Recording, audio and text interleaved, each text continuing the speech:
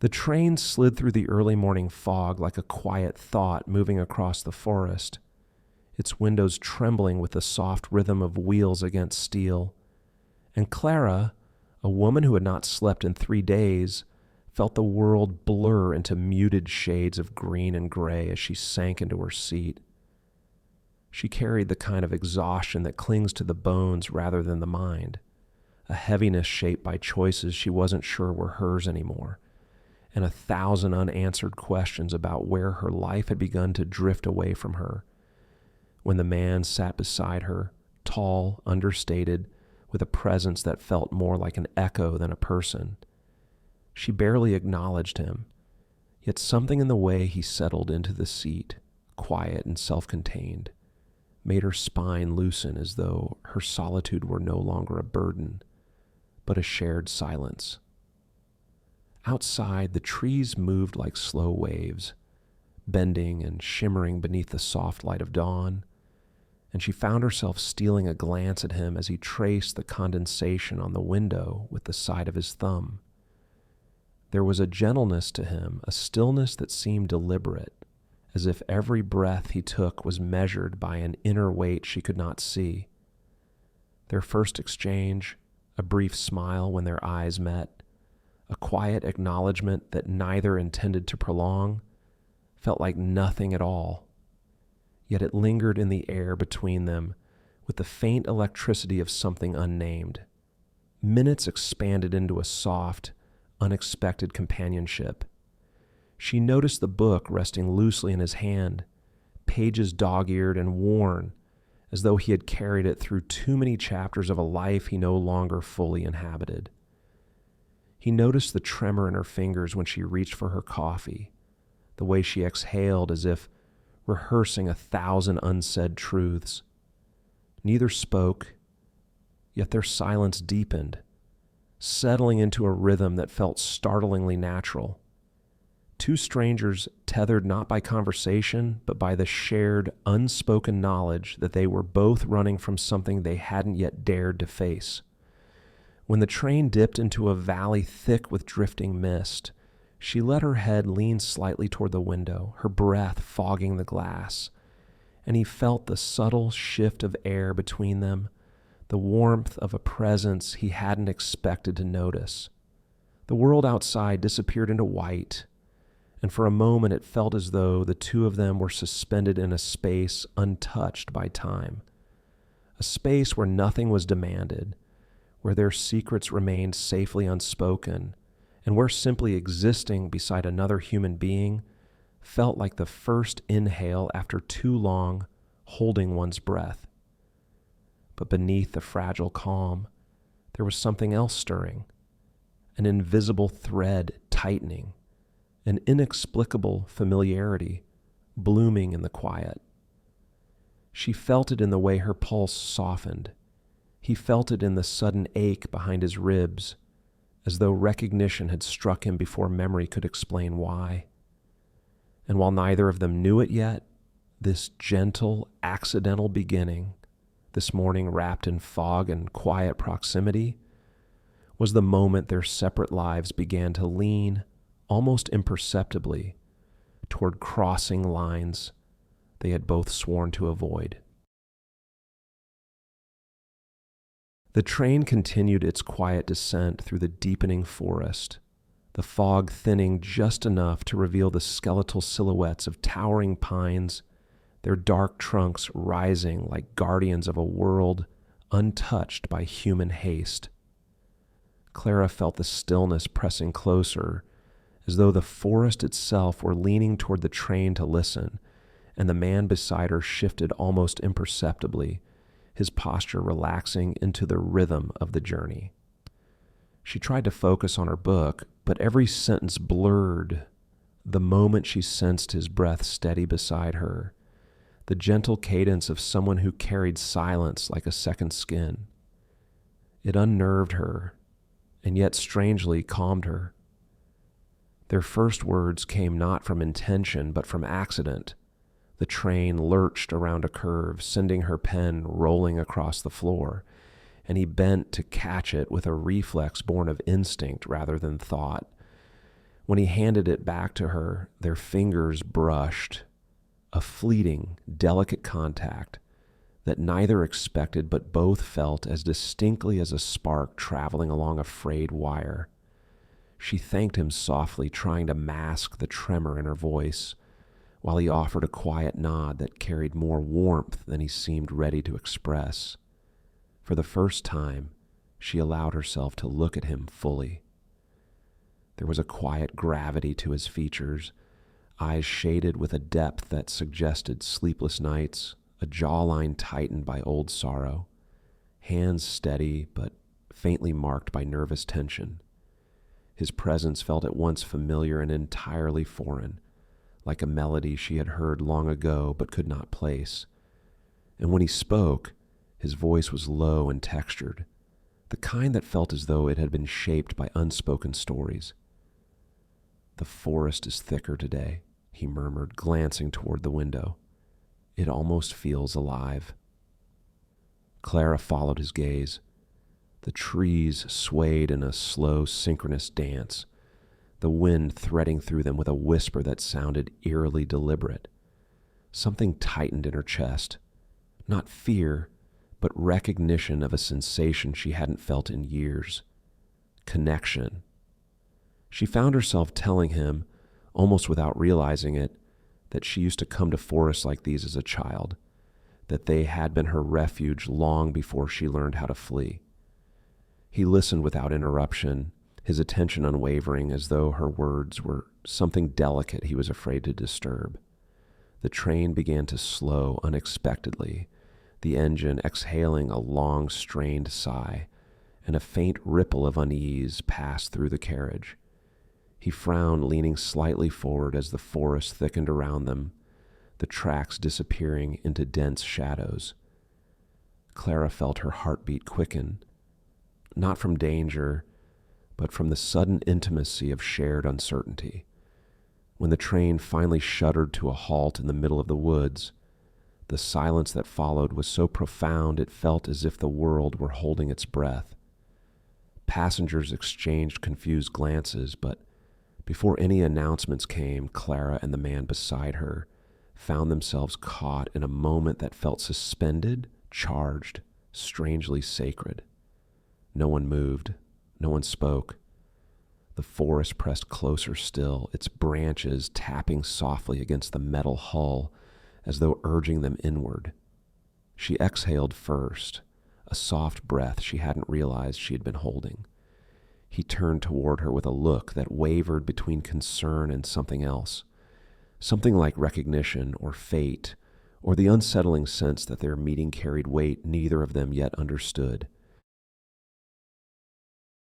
For several minutes after the train sighed into stillness, the only sounds were the soft crackle of cooling metal and the distant murmur of wind threading through the trees, as if the forest were whispering in a tongue only it remembered. Clara felt an unfamiliar flutter in her chest, not fear but anticipation, the sense that something hidden beneath the ordinary surface of her life had begun to stir. The man beside her straightened slowly, as though bracing for bad news, yet his expression remained composed, almost resigned, like someone accustomed to disruptions that arrive without warning. The conductor's voice crackled through the speakers, muffled and hesitant. "A mechanical issue," he explained. "Nothing dangerous, but they would be paused for a while." His tone suggested hours rather than minutes. A collective sigh moved through the passengers, followed by restless shifting and the soft buzz of unwanted phone notifications, but Clara barely registered the noise. Her attention remained tethered to the quiet stranger beside her, who now gazed at the forest with an intensity that bordered on reverence or dread. It was impossible to tell. She found herself asking whether he was familiar with the area, her voice quieter than she intended, almost deferential. He hesitated before answering, as though weighing the cost of saying more than he usually allowed himself, then admitted that he had passed through these woods many times, though never by chance, only by necessity. The cryptic response settled heavily between them, stirring a subtle ache of curiosity in her ribs. She sensed he was holding something close, something shaped like sorrow, and she fought the impulse to fill the silence with trivial comfort. Instead, the silence grew warm, intentional, shared. Minutes slipped into an hour, and in that suspended pocket of time, they began to speak to each other in slow, cautious layers. She told him about her work, how she had spent years helping others untangle stories while losing the thread of her own. He listened with an attentiveness that surprised her, his eyes softening with each discreet confession. He admitted in turn that he was traveling for a reason he couldn't quite name yet. Unfinished business, he murmured, as though the phrase itself carried weight he couldn't bear to unpack. She sensed that his unfinished story had thorns, and though she wanted to ask, she didn't.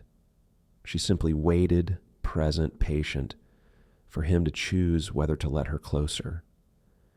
A flicker of light passed across his face when she spoke about the fragility of choosing hope after disappointment, and something in him shifted, a loosening, a quiet surrender.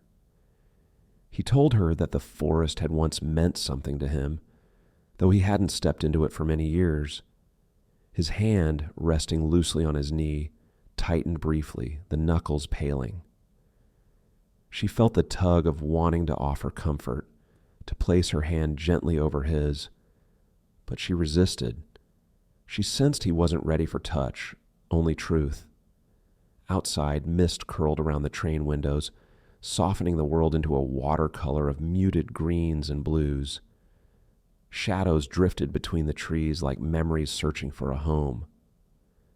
The longer they sat there, the more Clara felt the peculiar sensation that the forest wasn't simply surrounding them. It was holding them, setting aside the rest of the world, giving them a space in which time behaved differently. When the lights flickered overhead, dimming for a moment, he looked at her with a gaze that startled her. Open, raw, unguarded. Sometimes, he said quietly, life gives us a pause we didn't ask for, and sometimes that pause is the only chance we get. She felt the truth of that settle into her bones like warm rain. Before she could ask what he meant, the conductor moved through the carriage, announcing that passengers could step outside if they wished, stretch their legs, breathe. The man stood, hesitating only long enough to meet her eyes again. "Come with me?" he asked. Not a demand, not even a request, but a hopeful invitation wrapped in vulnerability. Clara rose without thinking. The moment Clara stepped off the train, the air felt different, cooler, denser, carrying a hush that made her think the forest had been waiting for them. Mist hovered like a low ceiling between the branches, muffling sound and softening every color until the world looked half-remembered, half-dreamed. She walked beside the man in a silence that was not awkward but fragile, as if they were intruding on something ancient and sacred. Fallen leaves whispered beneath their steps, releasing an earthy scent that stirred an inexplicable familiarity in her chest. He led her down a narrow path, though he moved with the hesitancy of someone confronting a memory rather than following a trail. Every so often he would pause, not lost but listening, as if the forest might speak if only he stood still long enough. Clara watched him with a growing sense of tenderness and unease. She sensed the weight he carried, a weight that seemed too heavy for one heart to bear alone. She wanted to ask him where he was leading her, but the reverence in the air held her quiet, as though speaking too soon might fracture the spell of the moment. After some time, they reached a small clearing where the fog thinned, revealing a wooden bench half claimed by moss and the slow decay of forgotten years. He stopped abruptly. Clara saw the tremor in his shoulders before he mastered it. His breath left him in a shudder, and she understood, without him saying a word, that they had arrived somewhere significant, somewhere that lived in the shadows of his past rather than in the present moment beside her. "This is where I last saw her," he said finally, barely louder than the wind. His voice carried the echo of an old wound reopening. Clara felt her pulse quicken, though she didn't know why. She only knew that whatever truth he was approaching would reshape the fragile connection blooming between them. "It was supposed to be a short walk," he continued, speaking as if he were remembering aloud rather than telling a story. "The train had stopped, just like today. She stepped out to get some air, and she never came back." The words fell like stones into still water, sending ripples of ache through Clara's chest. She lowered herself slowly onto the bench, and after a moment he sat beside her, though not too close. His gaze stayed fixed on the path they had taken, as if expecting a ghost to emerge from the fog. He told her about the search teams, about the unanswered questions, about how the forest had swallowed all clues with merciless efficiency. The loss had carved something hollow inside him, a silence so profound, he feared that speaking too loudly might collapse what little structure was left. Clara listened without interrupting, sensing that he needed to offer the memory gently, like a fragile object he had not touched in years. His voice wavered only once when he admitted that the woman who disappeared had been the person he planned to build a life with, a life that never began because the forest took her before sunrise. He confessed he had returned many times afterward, hoping to find something, anything that would allow him to understand. "But the forest," he whispered, "understands loyalty only to itself." She felt tears prick her eyes, though they were not for the woman or even for him, but for the cruel ways life sometimes cuts a story short, leaving the survivors wandering in the margins. The wind curled gently around them, carrying drops of moisture that clung to her hair like cold breath. When she finally spoke, her words were soft, almost trembling. "That must have felt like losing a life you hadn't lived yet." He closed his eyes as if her empathy were both a balm and a wound.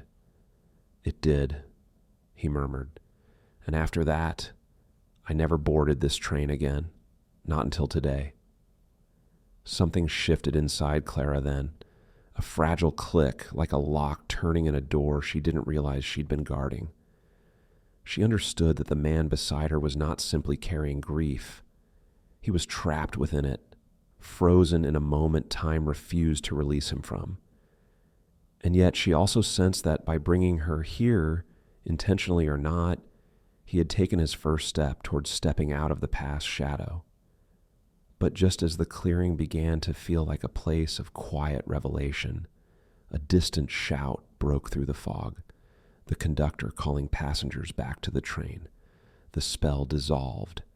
The forest seemed to inhale sharply, reclaiming its secrets. He rose slowly, offering Clara a hand not out of courtesy, but out of need, a desire not to face the return alone.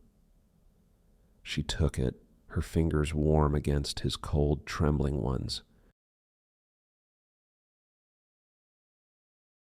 The walk back through the forest felt longer than before, as if time itself had slowed to absorb the weight of what had just surfaced. Clara matched her pace to his, sensing that he was walking not toward the train, but through the fractured memory he had finally allowed to breathe.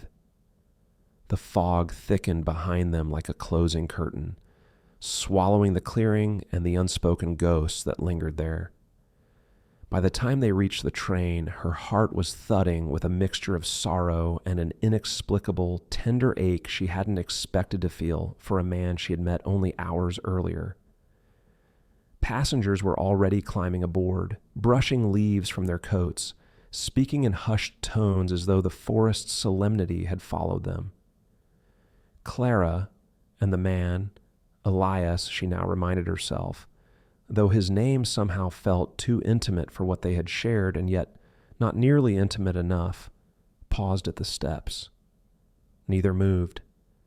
He stared at the open door with a haunted stillness, torn between stepping back into a journey that terrified him or remaining here where grief had rooted itself so deeply it almost felt like loyalty.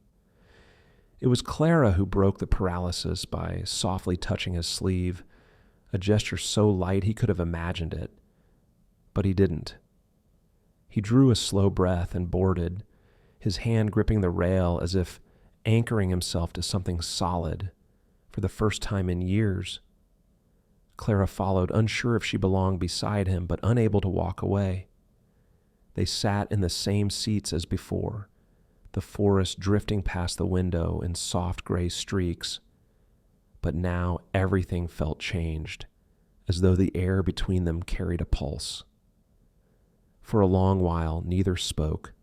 Elias rested his forehead against the glass, watching branches blur into memory, while Clara studied the faint reflection of her own face, realizing that grief was not the only thing she saw in his expression earlier. There had been longing too. Not longing for the woman he lost, but for the version of himself he had buried with her disappearance. That recognition filled her with a fierce, quiet compassion she was unsure how to contain. Finally, he straightened and turned to her, his voice low, roughened by truths he was still learning how to hold. "I didn't plan to tell anyone that story," he said. "I didn't even plan to board this train today. I thought I'd just stay stuck." His words faltered, and when he met her gaze, Clara felt something inside her shift, as if he were asking her to witness him not as a stranger, but as someone trying to choose life again. She wanted to tell him that she understood more than he realized, that she too carried remnants of promises she had once believed would last forever, only to watch them dissolve in silence and disappointment. But her throat tightened, making it impossible to speak. So she nodded, letting her eyes say what her voice could not. "You're not alone here." The train lurched forward, gathering speed. The rhythm of the tracks settled into a steady heartbeat, and Clara found comfort in the movement, the sense that even unresolved things can be carried, that motion itself is a kind of grace. Elias seemed calmer too, though shadows still clung to him like fog to a window pane. But then, just as Clara felt a fragile peace drifting in, he whispered something that twisted the air between them. "I wasn't supposed to be on this journey at all. I was meant to get off before this stop, before I ever sat beside you." Clara blinked, her stomach tightening. "What do you mean?" He exhaled a tremor. "I wasn't going anywhere. I wasn't running toward anything. I was running out of reasons to keep moving." His voice cracked on the last word, and she understood, with the force of a sudden cold wind, that this train had not simply carried him through the forest. It had carried him away from a ledge she could not yet see. Clara felt the world tilt slightly, the rails humming beneath them like a distant warning. The truth she sensed beneath his confession was not about grief alone. It was about surrender, about a man who had come close to letting his life fade into the same mist that had claimed the woman he lost.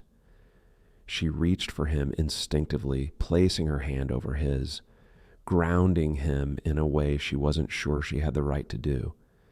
But he did not pull away. Instead, he closed his eyes, as though memorizing the warmth of her touch. "Elias," she whispered, her voice firm despite the fear rising in her chest. "You're here, with me. That has to mean something." His breath shook again, but this time not with despair, but with the fragile beginning of belief.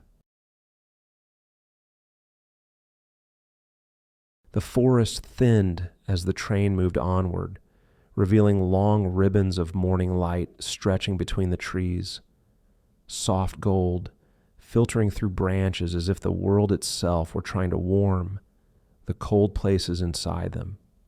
Clara watched the horizon slowly brighten, feeling the subtle shift in Elias beside her, his posture easing, his breathing deepening, the storm inside him no longer consuming every corner of his being. The quiet between them had changed. It no longer felt like the silence of things unspoken, but the silence of two souls learning how to breathe in sync. Yet Clara sensed something unresolved lingering at the edge of his calm, an unfinished thought, a truth he had not yet dared to release. When the train slowed again, preparing to stop at a small provincial station, Elias straightened, his hand unconsciously tightening around hers. The gentle pressure sent a ripple through her chest, equal parts fear and hope. "I didn't expect this," he murmured, eyes fixed on the windows, fogged by their breath. "Meeting you, feeling anything again." His voice carried a trembling honesty that made Clara's throat tighten. "But there's something you should know." Clara's heart paused, bracing for impact. "My journey wasn't supposed to continue past the forest." He exhaled shakily, the confession heavy with meaning.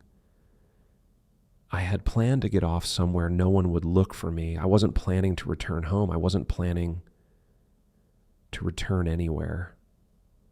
Clara felt the floor tilt beneath her, the rails humming in a slow, mournful vibration. She understood the depth of what he was saying, the dark places he had walked alone. But instead of recoiling, she leaned closer, not out of pity, but out of recognition. She too had lived through nights where the future felt like an empty station, where staying alive required a courage she wasn't sure she possessed.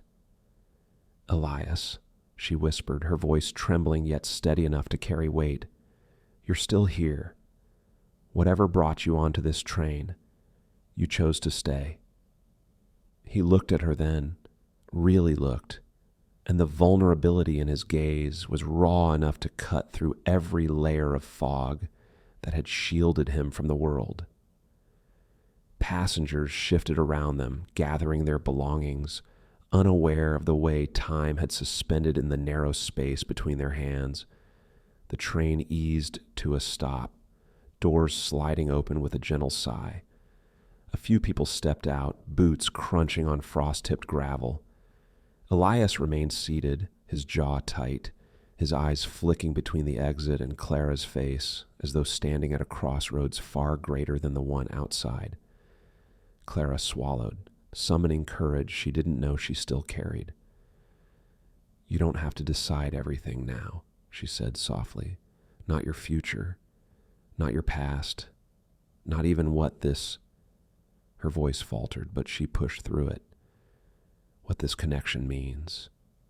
Just decide one thing, whether you want to keep going today, not alone." He breathed out a broken laugh, one that cracked open something inside him. "Today," he echoed, tasting the word like a fragile vow. "I think I can manage today."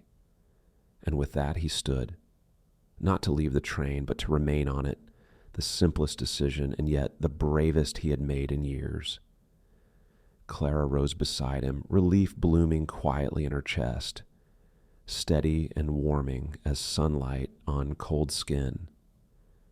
As the train pulled away once more, the forest receding behind them like a chapter finally read aloud, Elias turned toward the window.